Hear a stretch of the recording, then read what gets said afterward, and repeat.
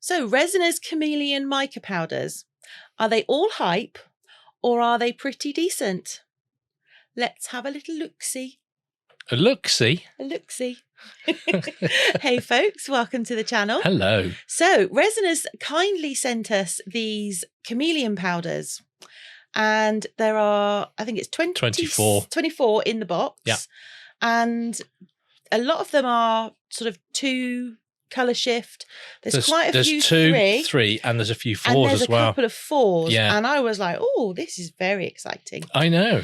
And as anybody may or may not know, I am quite partial to a Phoenix. You are? I do like a Phoenix. I don't know what's going on there, but... I don't know. I quite like a Phoenix. So I have this other Phoenix mould. I did a Phoenix a while ago, but I thought I'd give this one a go. So this, I actually intended to use it with eco resin, but when I looked at it, I thought, I don't know if it would. I think that it might if you did that in eco, it would break apart while you were demoulding it. Quite intricate sort of swirls at the bottom, and I thought, I don't know if eco would survive. It takes quite a lot when you're actually demoulding it with resin, so I think it would just fall apart. So I thought it is the perfect opportunity to try out these mica powders, and I didn't want to do the sort of the traditional red, orange, and gold. I wanted to go for a more mystical kind of look. So you went with gold? Yes, my first colour is gold. Yes. No, I kind of wanted to put in some blues and some purples. Yeah. So surprisingly, but I was quite impressed with these mica powders. They go on really nicely. I was quite surprised that you actually did the mica in, because normally, I mean, this is quite an intricate piece, and this did take you quite a while to do. It did, yeah. And don't worry, we're not going to make you sit through every second of it. No, only I had that pleasure. You are blessed. Well, yeah, because I've trimmed it down. I know. At least I filmed this one in order. Yes, you did. You're welcome. And in shot. You are very welcome for that too. I know. It's like I'm getting good. Wow. Yeah, I wouldn't go that far. Let's not overstate it. Now, this one is one of the 4 colour shifts, and it's red, gold, purple, and blue. And I thought, that sounds beautiful. Yeah, I can't see where the red is though. Now, yeah, when I was putting it on, I could see the blue. I could see, to me, it looked silver, like a teal and blue. Yeah, it's like, it looks a silvery blue. Yeah. Now, spoiler alert. Oh. When I do this Phoenix, I do it with a black background. In an ideal world, I would have also done one very similar, but with a white background. Yeah, because it reacts differently. They do react differently, but I didn't. Well, maybe I should do one with the white background. That would be quite cool. Yeah, because there's a load of colours there which you didn't use. There is. There's in the actual Phoenix itself, I did use quite a lot. You did? Considering, but yeah, there are a few that I don't use in the actual main build itself.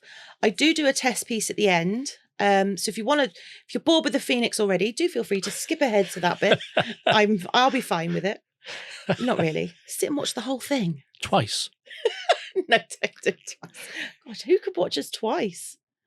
Anyway, so I sort of just went with what I was feeling. What sung to you? What sung to me at the time, basically. Yeah. Okay.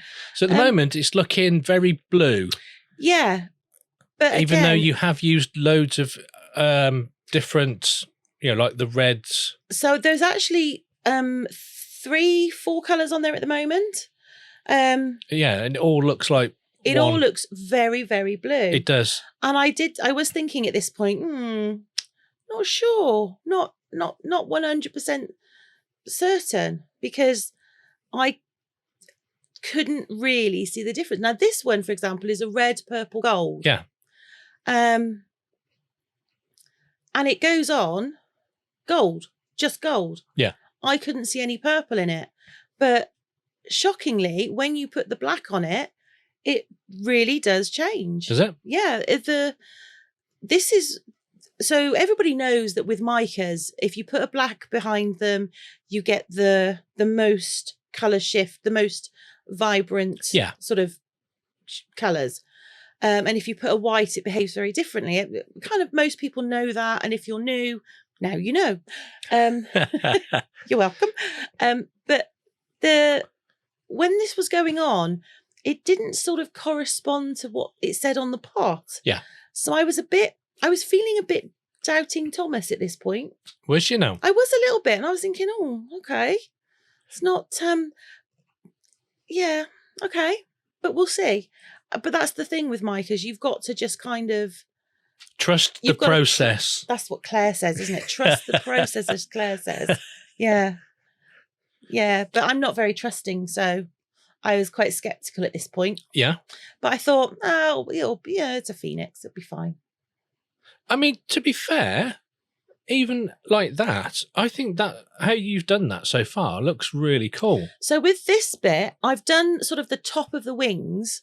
And then what I did is there's the mold itself has got raised parts, and then it's got sort of inverted parts. Is that the word I'm looking for? Bits that go in. Peaks and troughs. Peaks and troughs. So I have sort of brushed over the peak, if you like, with one colour, and then I go into the deep parts with another colour. Okay. So that when it's turned over, so it's like a mica dry brush. Yeah, essentially. That's pretty much. I dry brush the mica. It's like putting a car on it. Mica. Dry brush the mica. See, that looks really good. That looks really nice. I was quite impressed with it. But you can just start to see a bit of the shifts there. Yeah. And I thought, actually, these micas are really nice. I mean, they are really nice looking at them from there. So once I'd finished doing all of the micaing, I took some of my black. Now, I use the Vista black. It is absolutely gorgeous. And then just literally poured it in. Now, this mould, I think I put in 200 mils. And this is just a little note to say thank you to all of our Glitterati members. You are all legend. Yes, and this month you bought us a tub of hot chocolate. Thank you so much. Yes, which helped me through the last video. It really did. I bribed him with a hot chocolate and some whipped cream. Make of that what you will. So this is, I actually put this into the G3 because I was quite impatient. And this is 3 hours after I originally put it in. So I put it in for 2, but I took it out after 3 because I was having some lunch.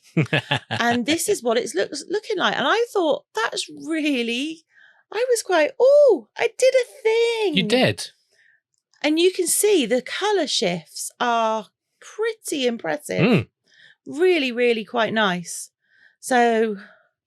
Yeah, and then they're not as vibrant as when you were brushing them on. No, but it's a matte mold.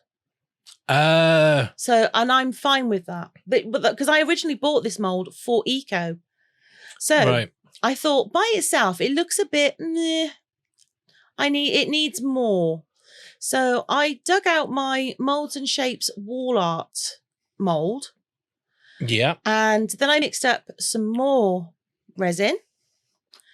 And I separated it into a bunch of different little cups and added some black to the big cup, as you can see. Okay. My intention. Yeah. Now, usually, I have to say, this is where the wheels fall off the bus. Why? Because normally I get a plan or a vision in my head. Oh, I see. And I get to this point and I'm like. And then you do something and it just completely wrecks it. Yeah. Okay. But I am pleased to report I don't feel that was the case this time. So into my little cups. Now I know I've got a hole in that on the mould. Don't worry about that. That's going to go. Now, into my little cups. I've added a little bit of Aurora mica powder. Yes, and for the eagle-eyed, they will also have noticed that it said on it very expensive, because Nikki doesn't like me using that one because it's more expensive than all of her other ones. Yeah, that is a note. So I got that Aurora from Amanda. Well, I actually got it from Charlotte over at Resin Supplies Den, but it's Amanda that now does all of the pigments. And she has got some amazing pigments over there. So I will leave a link in the description. Go and check it out. Yeah. So I took the 3 of the colours from Aurora Sparkle. So I used the Majesty colour, which is a purple, the Sapphire, which is a blue, and I think it was the Turquoise Sparkle. No, it literally just said it there. Oh, yeah. Cobalt blue. I wasn't looking at it. I was looking at you. Pay attention. So I've mixed them all in, and then I'm just going to blob them on. Yeah, no, I was speeding this along, but when you use that torch on it, I mean, look at it. That looks absolutely stunning. It does. Now, for the beady-eyed, you will notice that I am still using our old and crappy gun, because we have a beautiful new gun, but Kirk is hogging it all to himself, and he won't move it. So do feel free to leave a comment letting Kirk know that he should share his toys. Or, if you have one, do you think I should share it? That's a very... Okay. Well, I feel sharing is caring. Anyway, all I do is I just literally blob them on. There's no rhyme or reason other than I put it at the top and a little bit at the bottom. And then I just use the heat gun, the rubbish one, to just mishmash it up. Very technical terms in this video, I have to say. Oh, yeah. Blob it on and mishmash it up. Oh, yes. Yeah. We use all the jargon here. All the jargon is all on the buzzwords. Yeah, absolutely. You name it. Yeah. Yep. And then I just gently place the Phoenix into the resin. And then spend the next 20 minutes moving it around. I do not spend 20. No, I spent a few minutes just making sure that I was happy with its exact placement. Okay. And then it was off to be dried. Now, while that one was drying, I took a little tray and I brushed all of the colours onto a test piece. Yep. And then I just covered it with some black. I could have done it again with a white background, but I've got to be honest. No. So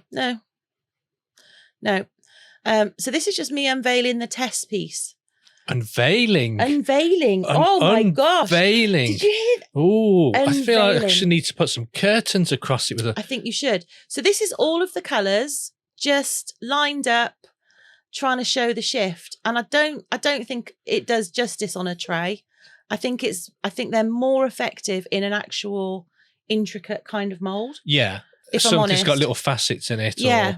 So I think these powders going forward, I will be using them in detailed moulds, because I think the colour shift you get is much better than you get just on a straight flat.